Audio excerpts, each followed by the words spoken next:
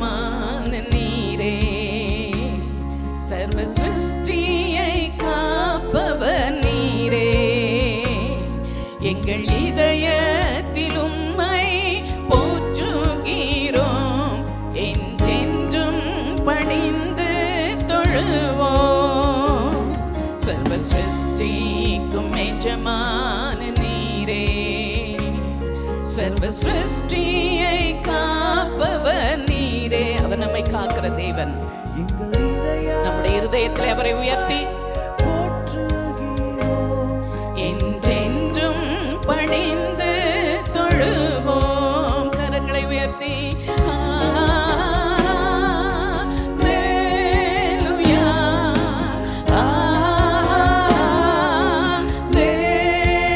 அவருடைய மாட்சிமை வல்லமையை நினைத்து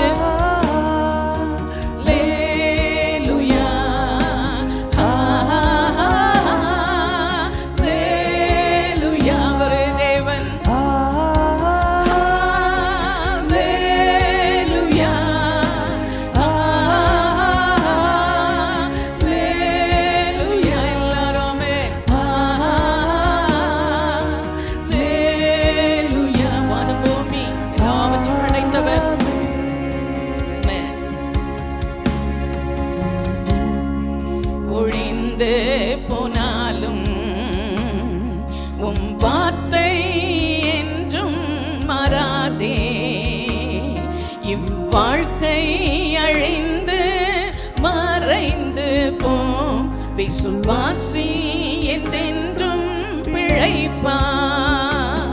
வானம் பூமி ஒழிந்து போனாலும் அவர் என்றென்றைக்கும் இருக்கிற தேவன், என்றும் மாறாதே, இவ்வாழ்க்கை அழிந்து மறைந்து போம், விசுவாசி என்றென்றும் நிலைப்பாம். ஹல்லேலூயா, ஹல்லேலூயா,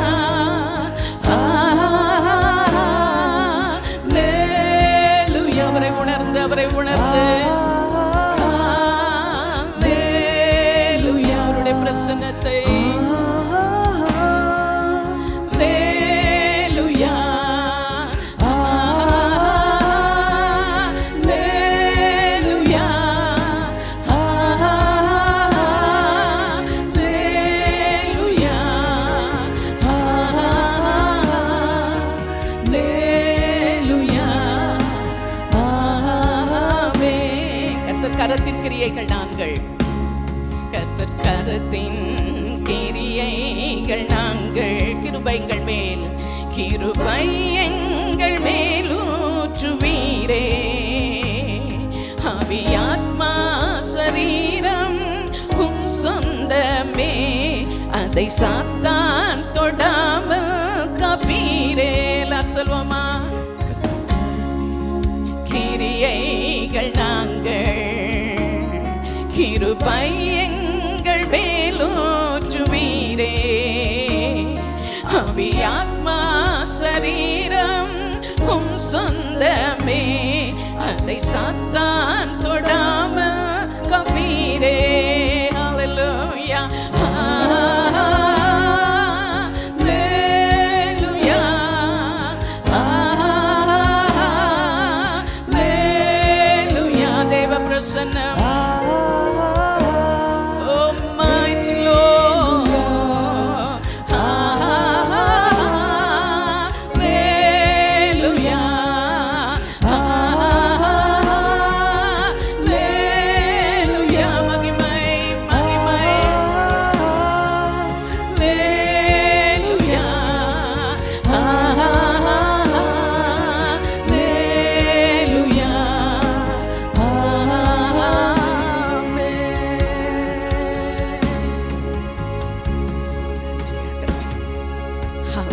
கர்த்தருடைய பிரசன்னத்தை உணர்ந்து இந்த காலை வேளையில ஹல்லேலூயா அவரை முழு இருதயத்தோடு கூட தொடர்ந்து நாம் ஆராதனை செய்வோம். ஹல்லேலூயா. நன்றி ஆண்டவரே, நன்றி ஆண்டவரே. Praise the Lord. கர்த்தருடைய பரிசுத்த நாமத்திற்கு மகிமை உண்டாவதாக. இது உங்கள் அற்புதத்தின் நேரம். தெய்வ மக்களே, இந்த நாளிலும் உங்கள் மத்தியிலே நான் வந்து நின்று கர்த்தருடைய ஆராதனையை செய்வதற்கு ஆண்டவர் கொடுத்த இந்த நல்ல சுகத்திற்காக, பலத்திற்காக நான் ஆண்டவருக்கு நன்றி செலுத்துகிறேன். கடந்த 2-3 வாரங்கள் மிகுந்த சரீர பலவீனத்தோடு கூட நான் காணப்பட்ட இந்த சூழ்நிலையிலும், ஹாஸ்பிட்டலில் அட்மிட் பண்ணி அங்கே எனக்கு ட்ரீட்மெண்ட் கொடுத்த நேரத்திலும் கர்த்தருடைய பலத்த கரமும் ஓங்கிய புயமும் என்னோடு கூட இருந்து ஆண்டவர் என்னை பலப்படுத்தி இந்த நாளிலே உங்கள் மத்தியிலே வந்து நின்று கர்த்தருடைய ஆராதனை செய்வதற்கு ஆண்டவர் கொடுத்த கிருபைக்காக தேவாதி தேவனுக்கு உள்ளத்தின் ஆழத்திலிருந்து நான் நன்றி செலுத்துகிறேன். பாருங்க, சங்கீதம் 136:12 விதமாய் வாசிக்கிறோம். பலத்த கையினாலும் ஓங்கிய புயத்தினாலும் அதை செய்தவரை துதியுங்கள், அவர் கிருபை என்றும் உள்ளது. அருமையான தேவ மக்களே, நம்முடைய வாழ்க்கையில வருகிற ஒவ்வொரு சூழ்நிலைகளில ஒருவேளை பலவீனங்கள் வரலாம். ஒருவேளை நம்முடைய வாழ்க்கையில பலரை நாம் இழந்திருக்கலாம். நம்முடைய வாழ்க்கையிலே ஒரு சிறையிருப்பின் ஒரு காரியத்திற்குள்ளாக கூட நாம் கடந்து போய் கொண்டிருக்கலாம். இப்படிப்பட்ட சூழ்நிலைகளில ஆண்டவருடைய கிருபை என்றைக்கும் உங்களோடு கூட இருக்கிறது. ஹல்லேலூயா. பாருங்க, யோசேப்பு சிறைச்சாலையில இருந்தானா. ஆண்டவர் சொன்னார், சிறைச்சாலையில இருந்த யோசேப்போடு கூட கர்த்தர் இருந்தார். ஹல்லேலூயா. அது எப்படி இருக்க முடியும்? அப்போ இன்றைக்கு நம்முடைய வாழ்க்கையில கூட பலவீனங்கள் வரும்பொழுது ஏன் பலவீனம் வந்தது என்று கேட்கக்கூடாது. அந்த பலவீனத்தின் மத்தியில ஆண்டவர் எனக்கு யெகோவா ரஃபாவாக இருந்து எனக்கு சுகம் தருகிற தேவன், என்னை விடுதலையாக்குகிற தேவன் என்பதை நாம் அறிந்து கொள்ளும்படியாகவே தேவன் இதன் மத்தியிலே நம்மை நடத்துகிறார். ஹல்லேலூயா. ஆகவே இஸ்ரவேல் ஜனங்கள் இவ்விதமாக அவர்கள் பலத்த கையினாலும் ஓங்கிய புயத்தினாலும் அவர்கள் எகிப்திலிருந்து புறப்பட பண்ணினவரை துதியுங்கள், அவர் கிருபை என்றும் உள்ளது. ஹல்லேலூயா. ஆகவே இந்த புதிய பாடலை உங்களுக்காக நாங்கள் பாட இருக்கிறோம். ஓங்கிய உந்தன் புயமே, கர்த்தரின் வல்ல கரமே, என் வாழ்க்கை முழுவதுமே என்னை தாங்கி நடத்தினீரே. நன்றி ஏசையா, நன்றி உமக்குத்தான். நன்றி ஏசையா, நன்றி உமக்குத்தான். என் வாழ்க்கை முழுவதுமே என்னை தாங்கி நடத்தினீரே. கடந்த நாட்கள் எல்லாம் கண்மணி போல என்னை காத்திட்டீர் ஆண்டவரே. காக்கும் உந்தன் கரத்தினாலே வழுவாமல் என்னை காத்திடுங்கப்பா. ஒவ்வொரு நாளும் காக்கிற இயேசப்பா உங்களோடு கூட இருக்கிறாரு. ஆகவே தொடர்ந்து இந்த பாடலை பாடி அப்படியே தெய்வ பிரசன்னத்தை உணர்ந்து ஆண்டவருக்கு நாம் நன்றி செலுத்த போகிறோம். எல்லாரும் ஆண்டவருக்கு நன்றி சொல்லி நன்றி அப்பா சொல்லுவோமா. நீ நடத்தினீரே.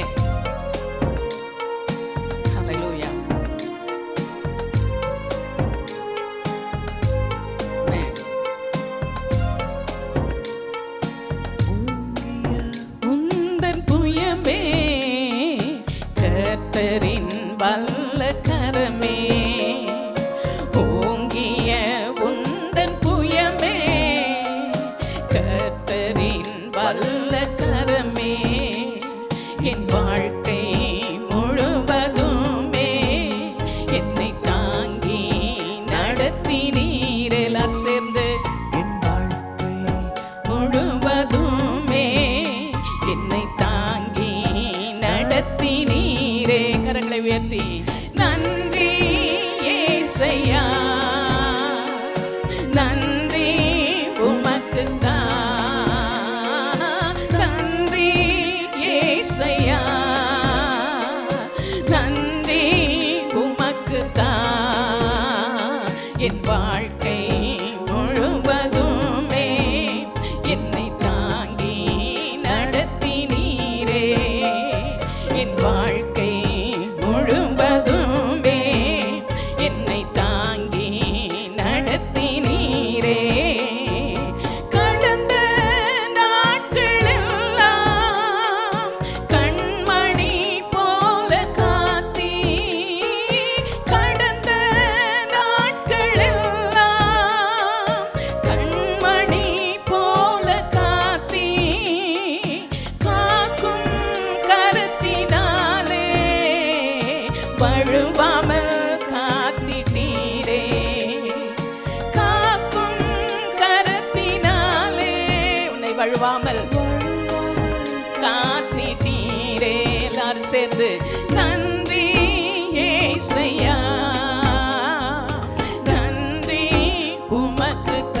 தேவன் நல்லவர். நன்றி ஏசையா, நன்றி உமக்குத்தான். என் வாழ்க்கை முழுவதுமே என்னை தாங்கி நடத்தினீரே. என் வாழ்க்கை முழுவதுமே என்னை தாங்கி நடத்தினீரே. ஹல்லேலூயா. நம்முடைய வாழ்க்கை முழுவதும் அவர் நம்மை தாங்கி நடத்துகிற தேவன். ஒருவேளை தேவ பிள்ளையே, உதவிகளற்ற நிலைமையில உன்னுடைய பலவீனத்துல நீ காணப்படலாம். ஒருவேளை உன்னுடைய வாழ்க்கையில நீ பலவீனத்தின் மத்தியில இந்த நாளிலே நீ ஹாஸ்பிட்டல்ல அட்மிட் ஆகி கொண்டிருந்திருக்கலாம். ஒருவேளை இந்த நிகழ்ச்சியை பல சூழ்நிலைகளின் மத்தியில நீங்க பார்த்து கொண்டிருக்கலாம். ஆண்டவர் சொல்லுகிறார், என்னுடைய ஓங்கிய புயம், என்னுடைய காயப்பட்ட கரம் இப்பொழுது உன்னை தேடி வந்து உன்னை அரவணைத்து உன்னை சுகமாக்கி, ஓ ஹல்லேலூயா, உன்னை எழுந்து நடக்க பண்ணுகிற தேவனுடைய பரிசுத்த வல்லமை இறங்கி வந்து உன்னை தொட்டு கொண்டிருக்கிறது. தேவ பிள்ளையே, இப்பொழுதே அந்த வல்லமையை நீ பெற்றுக்கொள். இப்பொழுதே அந்த வல்லமையை நீ பெற்றுக்கொள்வாயாக என்று சொல்லி கர்த்தருடைய ஆவியானவர் நீ இருக்கிற இடத்திலே வந்து உன்னை அபிஷேகித்துக் கொண்டிருக்கிறார். ஆகவே எந்த சூழ்நிலையானாலும் ஆண்டவரே, கிறிஸ்துவின் அன்பை விட்டு நான் பிரிக்க மாட்டேன் ஆண்டவரே, நான் பின்னோக்கி போக மாட்டேன் ஆண்டவரே, எல்லா சூழ்நிலைகளிலும் நீர் என்னோடு கூட இருக்கிறீர் அப்பா என்று சொல்லி தேவனுடைய சமூகத்திலே உன் வாழ்க்கை நீ ஒப்புக் கொடுப்பாயானால், உன்னுடைய ஆண்டவராகிய இயேசு கிறிஸ்துவுக்கு உன்னுடைய வாழ்க்கை நீ ஒப்புக் கொடுப்பாயானால், இன்றைக்கே ஆண்டவர் உனக்கு விடுதலையும் சமாதானத்தையும் தந்து உன்னை உற்சாகப்படுத்துகிறார். ஹல்லேலூயா. கர்த்தருடைய பரிசுத்த நாமத்திற்கு நன்றி செலுத்துவோம். ஏசையா, நன்றி உமக்குத்தான். என் வாழ்க்கை முழுவதுமே என்னை தாங்கி நடத்தினீரே. என் வாழ்க்கை முழுவதுமே என்னை தாங்கி நடத்தினீரே. ஆண்டவருக்கு நன்றி செலுத்தி நம்முடைய வாழ்க்கை முழுவதும் அவருக்கு ஒப்பு கொடுத்து இந்த நாளிலே நம்மை தேவனுடைய கரத்திலே நாம் ஒப்பு கொடுத்து விடுவோம். கிருபை நிறைந்த எங்கள் நல்ல தகப்பனே, அப்பா, இந்த ஆராதனையை பார்த்து கொண்டிருந்த கேட்டுக்கொண்டிருந்த ஒவ்வொரு தெய்வ மக்களுக்காக உமக்கு நான் நன்றி செலுத்துகிறேன். அப்பா, அவருடைய வாழ்க்கையில அவளை எதிர்பார்க்கிற சமாதானத்தை அவர்களுக்கு தாரும் ஆண்டவரே. சமாதானத்தை இழந்து தவிக்கிற மக்களுக்கு உம்முடைய சமாதானத்தை நீர் கொடுக்கும்படியாக ஜெபிக்கிறேன் அப்பா. ஆண்டவரே, உமக்கு நன்றி செலுத்துகிறேன் அப்பா. ஆண்டவரே, நீர் எங்களை நியாயம் தீர்க்க வராமல் எங்களை ரட்சிக்கும்படியாக இந்த உலகத்திற்கு நீர் வந்தீரப்பா. அப்படியே இந்த நாளிலே என்னையும் ஆண்டவரே ரட்சிப்பீராக, எனக்கும் சுகத்தை தருவீராக, என்னுடைய பிரச்சனைகள் எல்லாவற்றையும் மாற்றுவீராக என்று சொல்லி தெய்வ சமூகத்திலே பாரத்தோடு கூட இந்த காலை வேளையிலே அப்பா நம்முடைய ஆராதனையில கலந்து கொண்ட ஒவ்வொரு மக்களுக்காக நானும் பாரத்தோடு கூட நிற்கிறேன் ஆண்டவரே. நம்முடைய கண்களிலே இரக்கம் உண்டாகட்டும் ஆண்டவரே, நம்முடைய கண்களிலே கிருபை உண்டாகட்டும் ஆண்டவரே. நம்முடைய மக்களுடைய எல்லா பிரச்சனைகளை நீர் மாற்றி அவர்கள் எதிர்பார்க்கிற ஆசீர்வாதங்கள், அவர்கள் எதிர்பார்க்கிற நன்மைகளை இயேசு கிறிஸ்துவின் நாமத்தினாலே இப்பொழுதே இந்த நிமிஷத்திலே நம்முடைய வாழ்க்கையிலே நீர் கொடுத்தப்பா, நீர் அவர்களை ஆசீர்வதிக்கிறபடினாலும் உமக்கு நன்றி செலுத்துகிறேன். Let them receive it, Lord, in the mighty name of Jesus. உமக்கு நன்றி செலுத்துகிறேன். எல்லா துதியும் கனமும் மகிமையும் மாட்சிமையும் உம்முடைய வல்ல நாமத்திற்கே நாங்கள் செலுத்துகிறோம். இயேசு கிறிஸ்துவின் மூலம் வேண்டிக் கொள்கிறோம் நல்ல பிதாவே. ஆமென். ஆமென். கிறிஸ்துவுக்குள் அன்பான தேவ ஜனமே, ஆண்டவராகிய இயேசு கிறிஸ்துவின் இணையற்ற நாமத்திலே உங்களை மறுபடியும் சந்திப்பதிலே நான் மகிழ்ச்சி அடைகிறேன். கர்த்தருடைய பெரிதான கிருபையினாலே நீங்கள் சுகத்தோடும் பலத்தோடும் ஆண்டவருடைய கிருபையிலே நிலைத்திருக்கிறீர்கள் என்று சொல்லி ஆண்டவருக்குள்ளாக நான் விசுவாசிக்கிறேன். இந்த நாளிலும் ஆண்டவருடைய வார்த்தைக்கு ஆதாரமாக தேவன் ஒரு நல்ல ஒரு வசனத்தை கொடுத்திருக்கிறார். பரிசுத்த மத்தேயு எழுதின சுவிசேஷம் 20வது அதிகாரம் 16வது வசனம். இவ்விதமாக பிந்தினோர் முந்தினோராயும் முந்தினோர் பிந்தினோராயும் இருப்பார்கள். அழைக்கப்பட்டவர்கள் அநேகர், தெரிந்து கொள்ளப்பட்டவர்களோ சிலர் என்றார். அருமையான தேவ ஜனமே, ஒரு பரம அழைப்பை தேவ ஜனங்களுக்காக ஆண்டவர் கொடுத்திருக்கிறார். ஆனால் இந்த பரம அழைப்பை பெற்றுக்கொண்ட அநேகர் தெரிந்தெடுக்கப்படாமல் அங்கே என்ன செய்கிறார்கள்? அந்த அழைப்பை அசட்டை பண்ணினவர்களாய் காணப்படுகிறார்கள். அழைக்கப்பட்டவர்கள் அநேகர், ஆனால் தெரிந்து கொள்ளப்பட்டவர்களோ சிலர் என்று சொல்லி வேதத்திலே நாம் பார்க்கிறோம். அன்பு தேவ பிள்ளையே, அழைக்கப்பட்டவர்கள் அநேகராய் இருக்கும்போது தெரிந்தெடுக்கப்பட்ட அந்த ஜனம் ஒரு சிலராய் இருப்பதற்கு காரணம் என்ன என்று சொல்லி இந்த நாளிலே அன்பான தேவ ஜனமே, வேதத்தின் அடிப்படையிலிருந்து சில காரியங்களை நான் உங்களோடு கூட நான் பகிர்ந்து கொள்ள நான் விரும்புகிறேன். கடைசி காலங்களிலே நாம் வாழ்ந்து கொண்டிருக்கிறோம். அழைப்பிலே நாம் நிலைத்திருக்க வேண்டியது எவ்வளவு அவசியம் என்று சொல்லி இன்றைக்கு ஆண்டவராகிய இயேசு கிறிஸ்து பரிசுத்த ஆவியானவர் உங்களோடு கூட அவர் பேசிக் கொண்டிருக்கிறார். ஆகவே அழைக்கப்பட்டவர்கள் ஏன் தெரிந்தெடுக்கப்பட்ட ஒரு ஜனமாக மாற முடியவில்லை என்று சொல்லி நாம் வேதத்திலே இருந்து சில காரியங்களை நான் உங்களோடு கூட நான் பேச விரும்புகிறேன். பரிசுத்த மத்தேயு 22வது அதிகாரத்திலே 6வது வசனம் இப்படியாக சொல்கிறது, அழைக்கப்பட்டவர்களோ அதற்கு அபாத்திரமாய் போனார்கள் என்று சொல்லி. அருமையான தேவ ஜனமே, ஏன் அழைக்கப்பட்டவர்கள் அந்த அழைப்புக்கு அபாத்திரமாக போனார்கள் என்று சொல்லி நாம் அந்த அதிகாரத்தை வாசித்து பார்க்கும்போது அங்கே 3வது வசனம் மத்தேயு 22:3 சொல்கிறது, அவர்களோ வர மனதில்லாதிருந்தார்கள். இன்னைக்கு கர்த்தருடைய காரியத்தில் அநேகருக்கு விருப்பம் இல்லை, அநேகருக்கு வாஞ்சை இல்லை. தேவனுடைய ஆலயத்திலே வந்து ஆராதிப்பதற்கோ, வேதத்தை வாசிப்பதற்கோ, ஜெபிப்பதற்கோ, அல்லது தேவனுடைய காரியங்களிலே நாம் பங்கு கொள்வதற்கோ இன்றைக்கு அநேகர் மனமற்றவர்களாக, விருப்பம் இல்லாதவர்களாக அவர்கள் காணப்படுகிறார்கள். அருமையான தேவ ஜனமே, பரலோக ராஜ்யம் ஒரு கோபுரத்தை கட்டுவதற்கு ஒப்பாயிருக்கிறது என்று சொல்லி அங்கே வேதம் சொல்லுகிறது. ஒருவன் அந்த கோபுரத்தை கட்ட வேண்டுமானால், ஒரு வீட்டை கட்ட வேண்டுமானால், அந்த வீட்டை கட்ட வேண்டும் என்கிற வாஞ்சை, விருப்பம் அவனுக்குள்ளாக இருக்க வேண்டும். அப்படி விருப்பம் இல்லாதவர்கள் அந்த வீட்டை கட்டி முடிப்பது அது முடியாத ஒரு காரியம். பரலோக ராஜ்யமும் அப்படிப்பட்டதுதான். தேவ ராஜ்யத்தை உங்களுக்குள்ளாக நீங்கள் கட்டி எழுப்ப வேண்டும் என்று சொன்னால் அந்த வாஞ்சை, அந்த விருப்பம் உங்களோடு கூட இருக்க வேண்டும். அருமையான தேவ பிள்ளையே, ஆண்டவராகிய தேவன் ராஜாதி ராஜா ஒரு அழைப்பை கொடுக்கிறார். இந்த அழைப்பை நாம் ஏற்றுக்கொண்டு விருப்பத்தோடு நாம் ஓடி வரும்போது நாம் ஆண்டவருடைய அழைப்புக்கு பாத்திரவான்களாய் மாறுவது மட்டுமல்ல, அவரால் தெரிந்தெடுக்கப்பட்ட தேவ ஜனங்களாக நாம் மாற முடியும் என்பதிலே சந்தேகமே கிடையாது.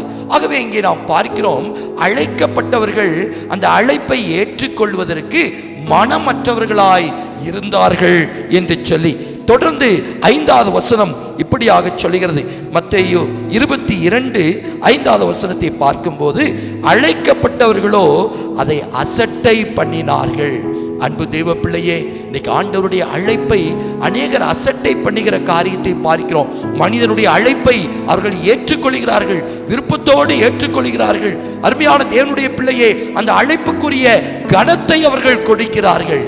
ஆனால் தேவனுடைய அழைப்பை ஏற்றுக்கொள்வதற்கு அவர்களுக்கு விருப்பமில்லை. ஆண்டவர் சொல்கிறார், வருத்தப்பட்டு பாரம் சுமக்கிறவர்களே, நீங்கள் எல்லாரும் என்னிடத்தில் வாருங்கள், நான் உங்களுக்கு இளைப்பாறுதலை தருவேன் என்று ஆண்டவர் ஒரு பெரிய அழைப்பை கொடுக்கும் போது அந்த அழைப்பை ஏற்றுக்கொள்வதற்கு அநேகருக்கு விருப்பம் கிடையாது. அதை அசட்டை பண்ணுகிறவர்களாய், அதை அற்பமாய் எண்ணினவர்களாய், அதை புறக்கணிக்கிறவர்களாய் காணப்படுகிறதுனாலே இன்னைக்கு அநேகர் தேவனுடைய ஆசீர்வாதத்தை பெற்றுக்கொள்வதற்கு அவர்கள் தடைப்பட்டிருக்கிறார்கள் என்று சொல்லி நாம் பார்க்கிறோம். அது மாத்திரமல்ல, அநேகர் அங்கே சாக்கு போக்கு சொல்லுகிறார்கள், லேம் எக்ஸ்கியூசஸ் என்று சொல்லி சொல்வார்கள். அங்கே நாம் பார்க்கிறோம், ஒரு ராஜா அங்கே என்ன செய்தானாம், தன்னுடைய குமாரனுக்கு ஒரு பெரிய கல்யாண விருந்தை ஆயத்தப்படுத்தி அநேகரை அவன் விருந்திற்கு அழைத்தான் என்று சொல்லி நாம் பார்க்கிறோம். அப்போது பாருங்கள், அங்கே அநேகரை அவருடைய சேவகரை அனுப்புகிறார்.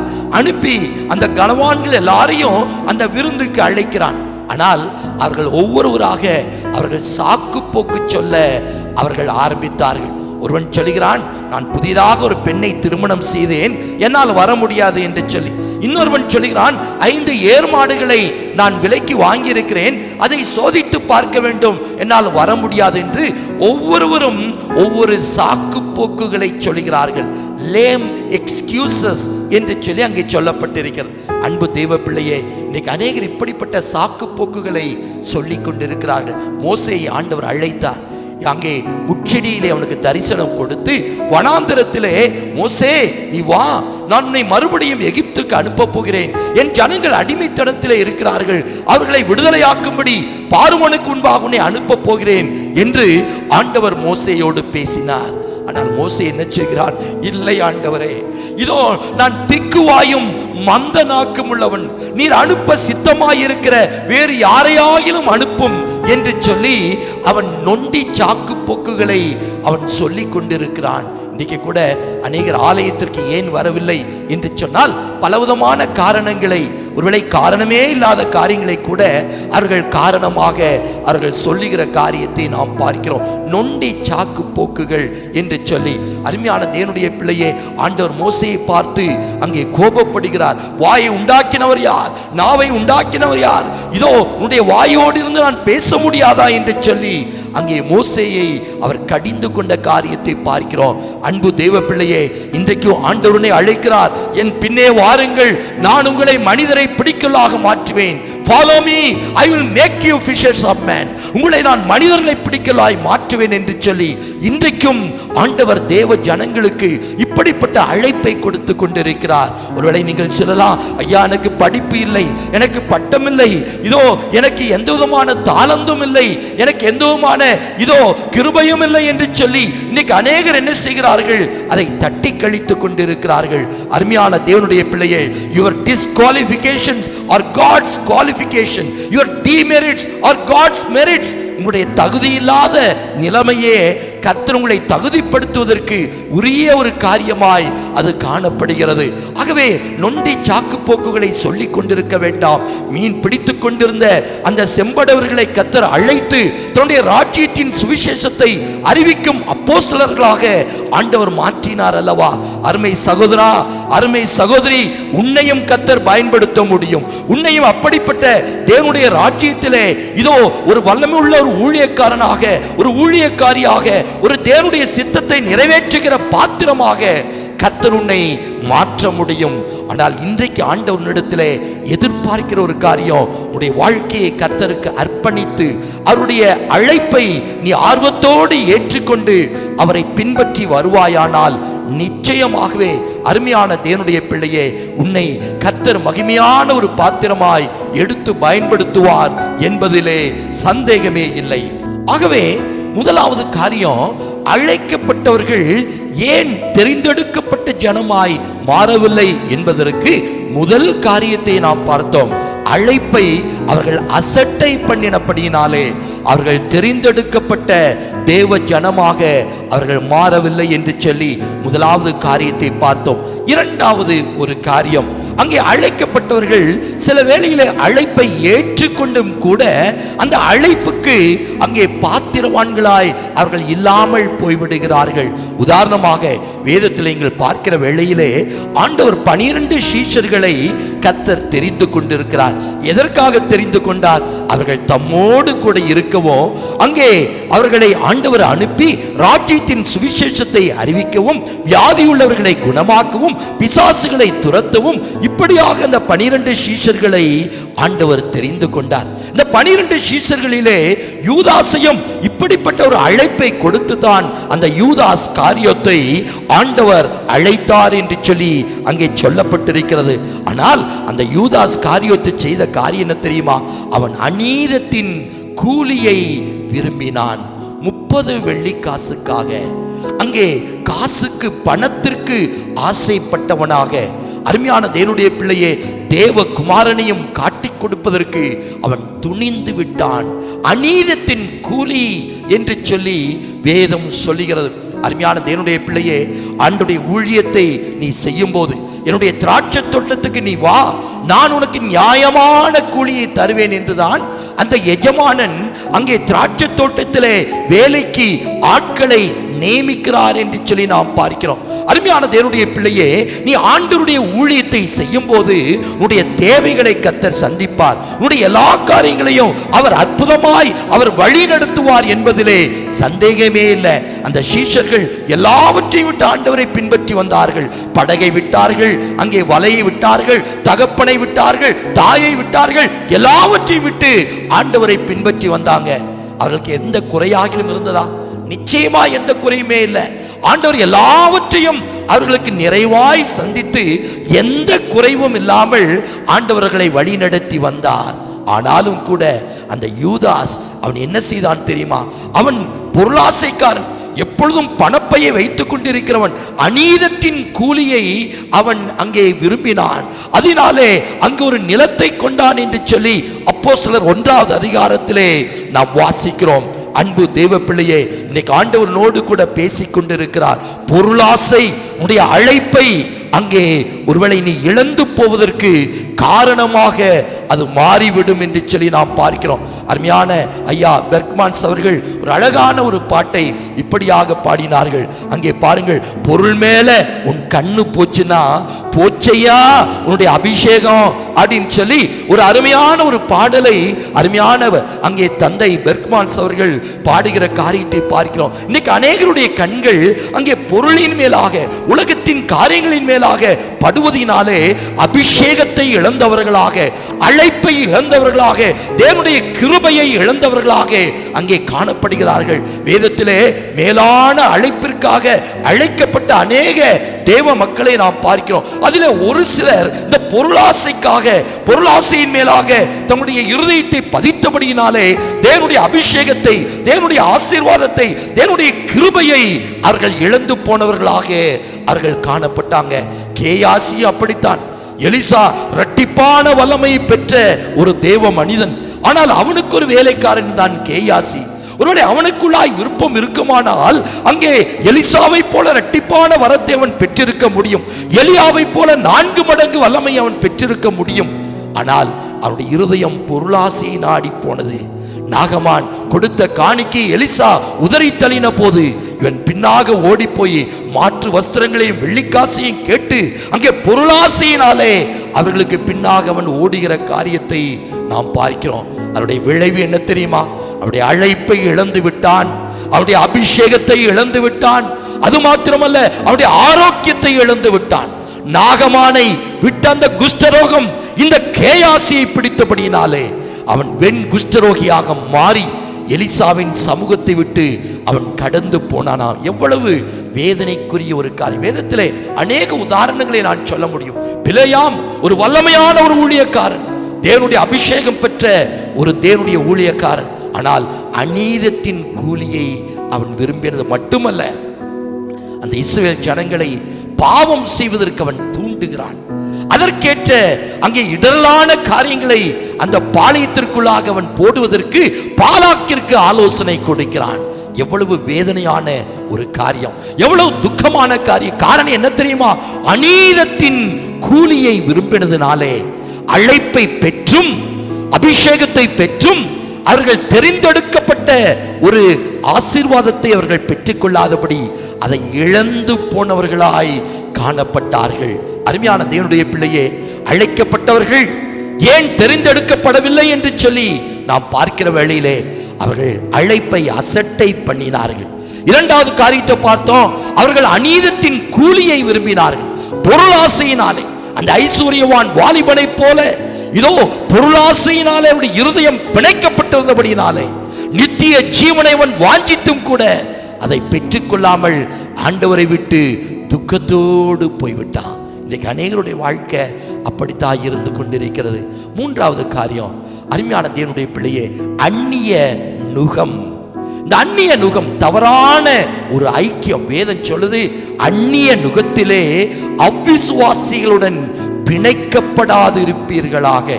இன்னைக்கு அந்நிய நுகத்திலே தவறான ஐக்கியத்திலே சிக்கிக்கொண்ட அநேகர் தேவ பிள்ளைகள், அபிஷேகம் பெற்றவர்கள், அழைப்பை பெற்றவர்கள் தன்னுடைய அழைப்பை இழந்து போய்விட்டாங்க, தன்னுடைய அபிஷேகத்தை இழந்து விட்டாங்க, தன்னுடைய தேவ அன்பை இழந்து போய்விட்டார்கள். தவறான ஐக்கியத்திலே சிக்கிண்டு எப்படி அந்த விட்டில் பூச்சி சிலந்தை வலையிலே மாட்டிக்கொண்டு அந்த சிலந்தையினுடைய கொடூரமான கால்களினாலே வாயினாலே அது அங்கே சிக்குண்டு அவருடைய ரத்தம் உறிஞ்சப்படுகிறதோ, இப்படி அநேகருடைய வாழ்க்கையிலே தவறான அந்த ஐக்கியம், தவறான போலியான அன்பு என்கிற வலையிலே சிக்குண்டவர்களாக அருமையான தேவனுடைய பிள்ளையே தன்னுடைய அழைப்பை இழந்து போய்விட்டார்களே, தன்னுடைய அபிஷேகத்தை இழந்து போய்விட்டார்களே. அன்பு தெய்வ பிள்ளையே, ஒரு முறை ஒரு வீட்டு கூட்டத்திற்கு என்னை அழைத்திருந்தார்கள். அந்த வீட்டில் அநேகர் கூடி வந்திருந்தார்கள். அநேகர் அங்கே வந்து கர்த்தருடைய வார்த்தையை கேட்கும்படியாக வாஞ்சியோடு கூட அவர்கள் கடந்து வந்திருந்தார்கள். அருமையான ஒரு ஆராதனை. இந்த ஆராதனை முடிந்து கர்த்தருடைய வார்த்தையை நான் பகிர்ந்து கொண்டிருந்தேன். எல்லாரும் வாஞ்சியோடு விருப்பத்தோடு அந்த வார்த்தைகளை கேட்டு கொண்டிருந்தார்கள். அங்கே ஒரு ஓரத்திலே ஒரு பெரியவர் அமர்ந்திருந்தார். அங்கே பாருங்கள், அவருடைய முகம் வாடி இருந்தது. கவலையோடு கூட அவர் அங்கே உட்கார்ந்ததை நான் பார்த்தேன். அவருடைய நெற்றியிலே பார்ப்பிலானால் பட்டை அடித்து அவர் அங்கே விபூதியெல்லாம் பூசி அங்கே உட்கார்ந்து அந்த வார்த்தைகளை கேட்டு கொண்டிருந்தார். சரி என்று அந்த ஆராதனை முடிந்தது. எல்லாரும் ஜெபத்திற்கு கடந்து வந்தார்கள். கடைசியிலே அந்த பெரியவரும் அங்கே ஜெபிக்கும்படியாக கடந்து வந்தார். அப்போது என்னோடு கூட சில வேத காரியங்களை அவர் பேச ஆரம்பித்தார். எனக்கு ஆச்சரியமாயிருந்தது.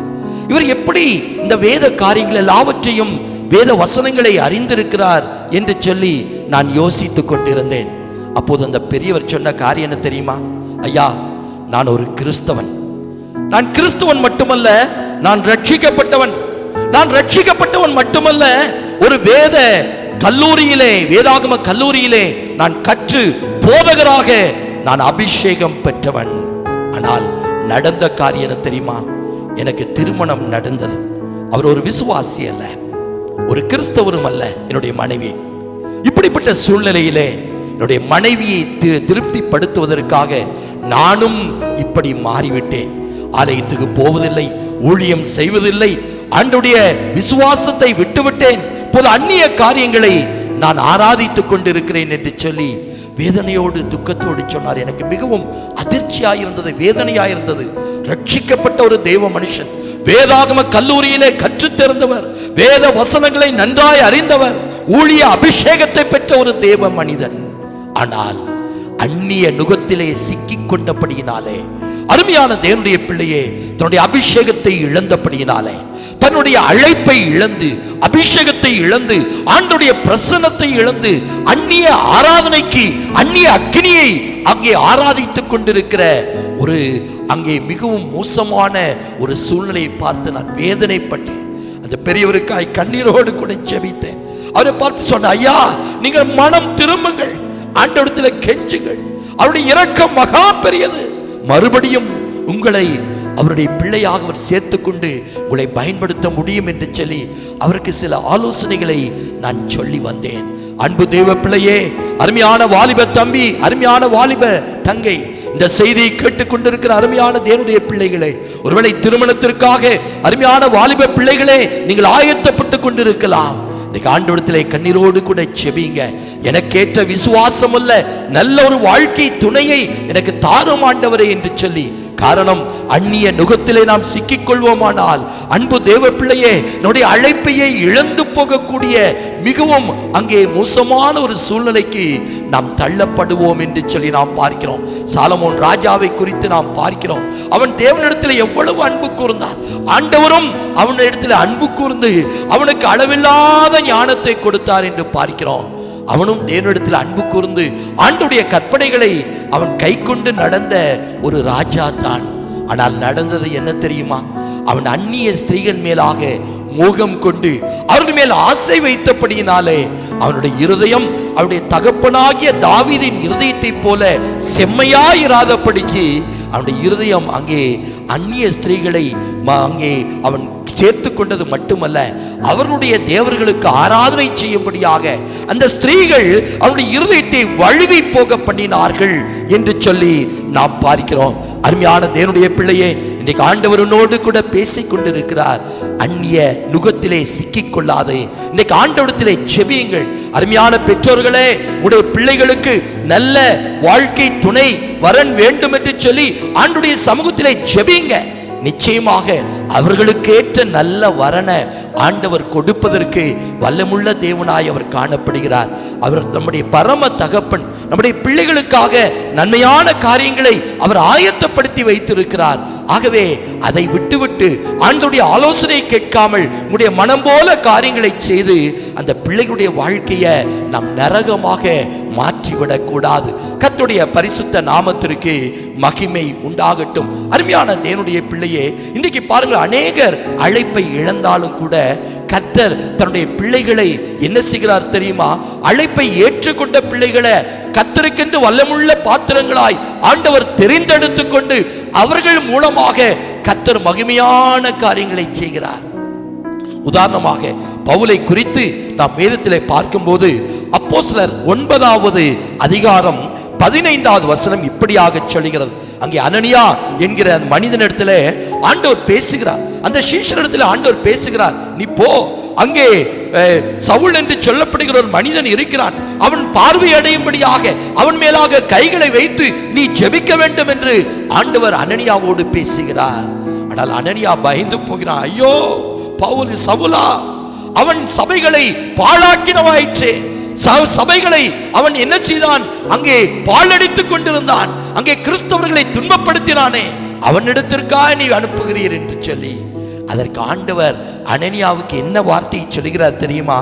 அதற்கு கர்த்தர், நீ போ, அவன் புறஜாதிகளுக்கும் ராஜாக்களுக்கும் இஸ்ரவேல் புத்திரருக்கும் என்னுடைய நாமத்தை அறிவிக்கிறதற்காக நான் தெரிந்து கொண்ட பாத்திரமாயிருக்கிறான். எவ்வளவு ஒரு அருமையான ஒரு காரியம்! அங்கே சவுலை பவுலாக மாற்றி ஆண்டவர் அவனை தெரிந்தெடுத்து கொண்ட ஒரு பாத்திரமாக மாற்றுகிறார். பாருங்கள், யூதாசை குறித்து நான் ஏற்கனவே உங்களோடு கூட பேசினேன். அவன் தன்னுடைய அழைப்பை இழந்து போனான். ஏன் அழைப்பை இழந்து போனான்? அநீதத்தின் கூலியை விரும்பி பொருளாசைக்கு ஆசைப்பட்டு தேவகுமாரனை அவன் காட்டிக் கொடுத்தபடினாலே. அருமையான தேவனுடைய பிள்ளையே, அவன் செய்த காரியம் என்ன?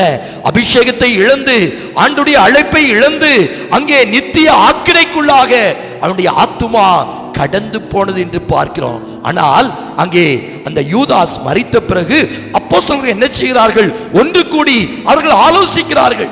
யூதாஸ் என்பவன், யூதாஸ் காரியோத்து, கேட்டின் குமாரனாகிய இந்த யூதாஸ் அவன் கெட்டு போனான். ஆகவே அவன் இருந்த இடத்திற்காக ஒருவனை தெரிந்து கொள்ள வேண்டும், அப்போஸ்தலனாக தெரிந்து கொள்ள வேண்டும் என்று அவர்கள் ஜெபம் பண்ணி சீட்டு போட்டு மத்தியாஸ் என்று சொல்லப்படுகிற ஒரு தேவ மனுஷனை அவர்கள் தெரிந்து கொள்கிறார்கள். நன்றாக கவனிங்க, மத்தியாஸ் என்கிற தேவ மனிதனை அவர்கள் தெரிந்து கொண்டாலும் கூட இந்த மத்தியாசை குறித்து வேதத்தில் அதிகமான காரியங்களை நாம் வாசிப்பதில்லை. ஒரு சரித்திர ஒரு வரலாறு இப்படியாக சொல்லுகிறது. அவன் எத்தியோப்பியா தேசத்தில் போய் சுவிசேஷத்தை அறிவித்து ஆண்டவருக்காக இரத்த சாட்சியாக அந்த மத்தியாஸ் மரித்தார் என்று சொல்லி. ஆகவே அதிகமான காரியத்தை இந்த மத்தியாசை குறித்து நாம் வாசிப்பது கிடையாது. ஆனால் அந்த இடத்தை யார் நிரப்பினார்கள் தெரியுமா? அப்போஸ்தலனாகிய பவுல் நிரப்பினார். அருமையான தேவனுடைய பிள்ளை, அவன் சொல்லுகிறான், ஒருவேளை நான் அப்போஸ்தலர்கள் எல்லாரிலும் சிறியவன் தான், எல்லாருக்கும் கடைசியாகத்தான் நான் அங்கே ஆண்டவரால் தெரிந்து கொள்ளப்பட்டேன். எப்படி பிந்தினோர் முந்தினோராயும் முந்தினோர் பிந்தினோராயும் இருப்பார்கள் என்று வேதம் சொல்லுகிறதோ, அப்படி எல்லா சீஷர்களுக்கும் பிறகு அவன் பிந்தினவனாகத்தான் அவன் தெரிந்து கொள்ளப்பட்டான். ஆனால் பிந்தினவனாய் தெரிந்து கொள்ளப்பட்ட இந்த அப்போஸ்தலனாகிய பவுலை ஆண்டவர் முதன்மையானவனாக மாற்றினார் என்று சொல்லி நாம் பார்க்கிறோம். அப்போஸ்தலருடைய காரியங்களை நாம் பார்க்கிற வேளையிலே அங்கே பாருங்கள், பவுல் சொல்கிறான், நான் மகா பிரதான அப்போஸ்தலருக்கும் எந்த காரியத்திலும் குறைவுபட்டவன் அல்ல என்று சொல்லி தேவனுடைய கிருபையை அவன் முன்வைத்து அவன் சொல்லுகிற காரியத்தை நாம் பார்க்கிறோம். அன்பு தெய்வ பிள்ளையே, எல்லாருக்கும் கடைசியாக தெரிந்து கொள்ளப்பட்டவன் தான் இந்த அப்போஸ்தலனாகிய பவுல். ஆனால் அவனை முதன்மையானவனாக கர்த்தர் மாற்றுகிறார். அவனை கொண்டு பெரிய காரியங்கள், புறஜாதிகளுக்கு இந்த பவுலை கொண்டு சுவிசேஷத்தை அறிவிக்கிறார், ராஜாக்களுக்கு அறிவிக்கிறார், இஸ்ரவேல் ஜனங்களுக்கும் அறிவிக்கிறார். அருமையான தேவனுடைய பிள்ளையே, பவுலை கொண்டு அநேக சபைகள் அங்கே ஸ்தாபிக்கப்பட்டது. ஐரோப்பாவிலே, ஸ்பானியாவிலே, இத்தாலி தேசத்திலே என்று சொல்லி அநேக தேசத்திலே அவன் கர்த்தருடைய ஊழியத்தை செய்து சபைகளை ஸ்தாபித்து ஆண்டவருக்காக பாடுபடுகிற ஒரு தாசனாக தெரிந்தெடுக்கப்பட்ட ஒரு பாத்திரவானாய் இருந்தான் என்று சொல்லி, யூதாஸ் என்பவன் இழந்து போன ஸ்தானத்தை அப்போஸ்தலனாகிய பவுலுக்கு ஆண்டவர் கொடுத்தார் என்று சொல்லி நாம் வேதத்திலே பார்க்கிறோம். அன்பு தேவ பிள்ளையே, அழைப்பை அவர் தக்க வைத்துக் கொண்டார். ஒருவேளை சபைகளை ஒரு காலத்திலே பாழ்படுத்தினவர் தான், சபைகளை அவன் அங்கே சீரழித்துக் கொண்டிருந்தவன் தான், கிறிஸ்தவர்களை சித்திரவதைப்படுத்தினவன் தான், அங்கே சபைகளை அழித்துக் கொண்டிருந்தவன் தான். ஆனால் கர்த்தர் அவனை சந்தித்த போது குதிரையிலே போய்க் கொண்டிருந்த அவன் குப்புற விழுந்தான். பிரகாசமான ஒளி அவன் மேல் பட்டது. அங்கே ஒரு சத்தம் கேட்கிறது, சவுலே சவுலே, என்னை ஏன் துன்பப்படுத்துகிறாய் என்று. அப்போது சவுல் கேட்கிறான், ஆண்டவரே நீர் யார்? அவர் சொல்கிறார், சத்தம் சொல்கிறார், நீ துன்பப்படுத்துகிற இயேசு நானே, முள்ளில் உதைப்பது உனக்கு கடினம். அப்போது பாருங்கள், இந்த சவுல் தனி ஒப்புக்கு, ஆண்டவரே நான் என்ன செய்ய சித்தமாகிறேன். was totally changed.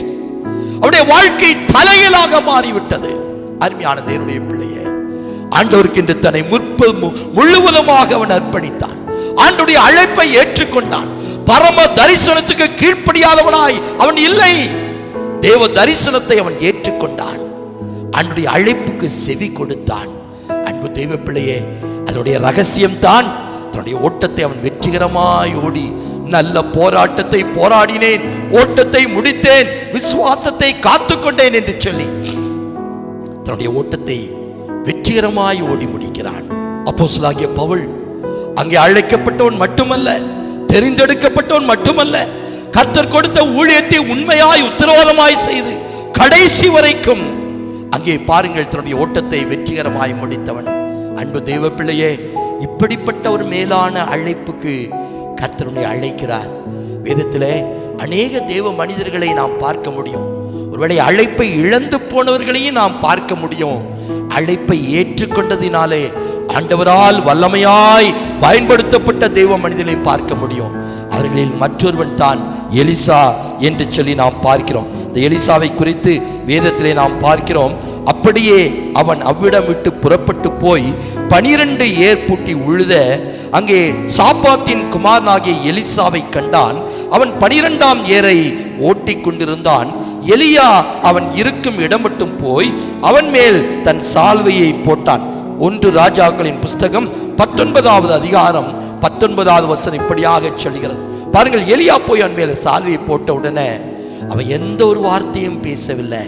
ஒரே ஒரு காரியத்தை சொல்கிறான், ஐயா என்னுடைய தகப்பன் தாயின் இடத்திலே அங்கே நான் விடை பெற்று நான் வரட்டும் என்று சொல்லி போய் வா எலியா அனுப்புகிறான். அப்போது பாருங்கள், இந்த எலியா எலிசாவை சந்தித்த போது அவன் எப்படி இருந்தான் தெரியுமா? ஏர் உழுது கொண்டு அங்கே கடினமாய் உழைக்கிற ஒரு மனிதனை பார்த்தான். அருமையான தேவனுடைய பிள்ளையே, பரலோக ராஜ்யத்திலே தேவனுடைய காரியத்திலே சோம்பேறிகளுக்கு இடமில்லை. அன்பு தெய்வ பிள்ளை, அவன் உழைத்துக் கொண்டிருந்த, கடினமாய் அங்கே உழைத்துக் கொண்டிருந்த ஒரு தெய்வ மனிதன். ஒருவேளை அவனுடைய தகப்பனுக்கு 12 ஏர்கள் இருந்திருக்கலாம். அங்கே பாருங்கள், என் தகப்பன் பெரிய ஜமீன்தார், நான் ஏன் உழைக்க வேண்டும் என்று சொல்லி அவன் இருக்கவில்லை. அது மாத்திரமல்ல, அவன் தாழ்மையுள்ள மனிதன். கடைசி ஏறத்தான் ஓட்டிட்டு இருந்தான்.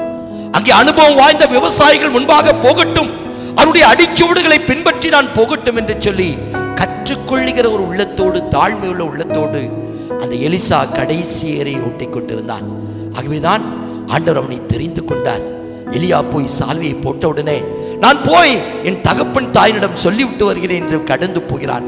அவன் கடந்து போய் செய்த காரியம் என்ன தெரியுமா?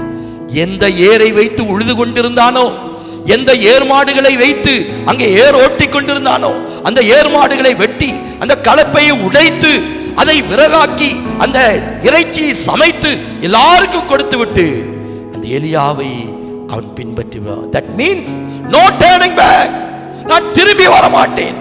ஒருவேளை அந்த கலப்பையும் ஏர்மாடுகளும் இன்னும் அங்கே இருக்குமானால் நான் திருப்பி என்னுடைய பழைய காரியத்தை நான் கடந்து போய் விடுவேன். ஊழியத்திலே பாடுகள் வரும்போது, சோதனை வரும்போது, உபத்திரம் வரும்போது ஒருவேளை அவனுடைய உள்ளம் பின்வாங்கி போயிருக்கலாம். ஆனால் அதற்கு அவன் இடமே கொடுக்கல. ஏர்மாடுகளை வெட்டுகிறான், கலப்பையை உடைக்கிறான். நோ டர்னிங் பேக், நான் திரும்பி பார்க்க மாட்டேன் என்று சொல்லி விசுவாசத்தோடு அந்த அழைப்பை ஏற்றுக்கொண்டு எலியாவை பின்பற்றி போனான். அநேக நாள் எலியாவுக்கு ஊழியம் செய்தான். அதில் அவன் சோர்ந்து போகவில்லை. அழைப்பிலே உண்மை உள்ளவனாயிருந்தான். ஆகவேதான் இரட்டிப்பான வல்லமையை அவன் பெற்றுக்கொண்டான். அன்பு தெய்வ பிள்ளையே, இன்னைக்கு ஆண்டவரனோடு கூட பேசிக் கொண்டிருக்கிறார். அழைப்பை உதாசீனப்படுத்தாதே. ஆண்டவர் மேலான அழைப்பை உனக்கு கொடுக்கிறார். அருமையான விசுவாசியே, கர்த்தருடைய மேலான ஒரு பாக்கியத்திற்காக உன்னை அழைத்திருக்கிறார். ஒருவேளை பாடுகள் வரலாம், மரணங்கள் வரலாம், அங்கே பிரச்சனைகள், போராட்டங்கள் வரலாம், வறுமைகள் வரலாம், தரித்திரங்கள் வரலாம், இழப்புகள் வரலாம். இதற்காக உன்னுடைய அபிஷேகத்தை இழந்து, உன்னுடைய அழைப்பை இழந்து இந்த கிறிஸ்தவ வாழ்க்கையே வேண்டாம் என்று சொல்லி ஓடி போகாதே. அப்படியானால் மேலான பாக்கியத்தை நீ எழுந்து போய்விடுவாய். கொஞ்ச கால பாடுகள், அதை நீ சகித்துக் கொண்டு உன்னுடைய விசுவாசத்திலே நீ உறுதிப்படுவாயானால், உன்னுடைய அழைப்பிலே நிலைத்து நிற்பாயானால், ஆண்டவர் உன்னை என்ன செய்வார் தெரியுமா? உன்னை பெரிய ஒரு வல்லமுள்ள ஒரு பாத்திரமாக பவுலை பயன்படுத்தின ஆண்டவர், இதோ அங்கே செருபாபேலை பயன்படுத்தின ஆண்டவர், தேவனுடைய பிள்ளைகளை பயன்படுத்தின ஆண்டவர் உங்களையும் பயன்படுத்தி உங்களை கொண்டும் பெரிய காரியங்களை செய்வதற்கு அவர் வல்லமுள்ள தேவனாயிருக்கிறார். இன்றைக்கு உங்களுடைய வாழ்க்கையை முழுமையாக ஆண்டவருக்கு அர்ப்பணிப்பீர்களா? கண்களை மூடி நாம் ஜெபிப்போம். பரிசுத்த ஆவியானவர் உங்களோடு கூட பேசிக் கொண்டிருக்கிறார். அழைக்கப்பட்டவர்கள் அநேகர், ஆனால் தெரிந்து கொள்ளப்பட்டவர் சிலர் தான். காரணம் என்ன? அழைப்பை அசட்டை பண்ணினார்கள், உதாசீனப்படுத்தினார்கள், வருவதற்கு மனமில்லாமல் இருந்தார்கள், சாக்கு போக்கு சொன்னார்கள், அநீதத்தின் கூலியை விரும்பினார்கள், அந்நிய நுகத்திலே சிக்கிக் கொண்டார்கள். அருமையான தேவ பிள்ளையே, இன்னைக்கு ஆண்டவர் இந்த கட்டுகள் எல்லாம் விடுதலை ஆக்குகிறார்.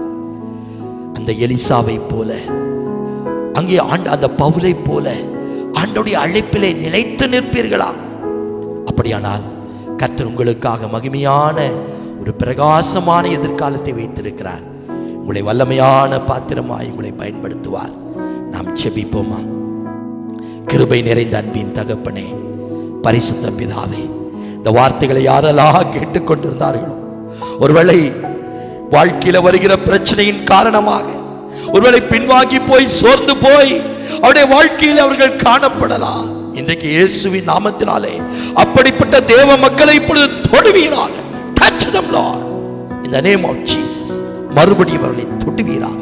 அவருடைய பின்மாற்றங்களை மாற்றும், அவருடைய சோர்வுகளை மாற்றும். இயேசுவின் நாமத்திலே சரீரத்தின் பலவீனங்கள் விலகி போவதாக. இயேசுவின் நாமத்தினாலே be healed in Jesus name. ஆண்டவரே, அவர்கள் என்னென்ன காரியத்தை இழந்து போனார்களோ, ஒருவேளை தங்களுக்கு அருமையானவளை இழந்திருக்கலாம், வியாபாரத்தை இழந்திருக்கலாம், வேலையை இழந்திருக்கலாம், ஆண்டவரே தங்களுக்குரிய அநேக ஆசீர்வாதங்களை இழந்திருக்கலாம்.